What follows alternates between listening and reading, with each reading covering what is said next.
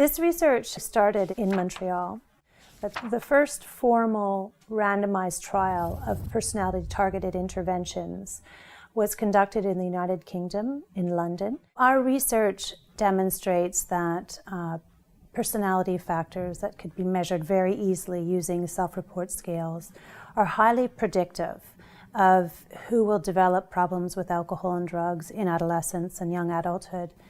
And we've designed interventions to help young people learn to manage those personality characteristics. We know that young people who have elevated scores on one of these 4 traits are at much higher risk of initiating alcohol and drug misuse early on. Once those behaviors have had their onset, they tend to escalate quite rapidly into a number of different problems. Those who've been exposed to the program are assisted in delaying their onset of use, and over a 2-year period are assisted in reducing by about 50% their risk of developing problems with alcohol and drugs.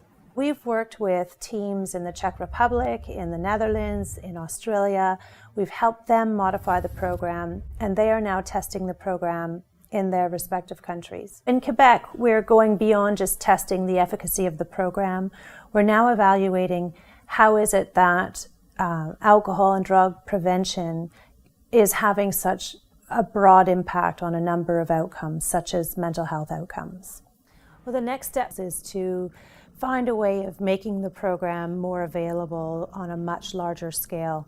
And that's going to involve developing a training model that is perhaps supported using internet technology, and that in some way connects us with people who are in more remote parts of the world who can't necessarily come to our center to be trained.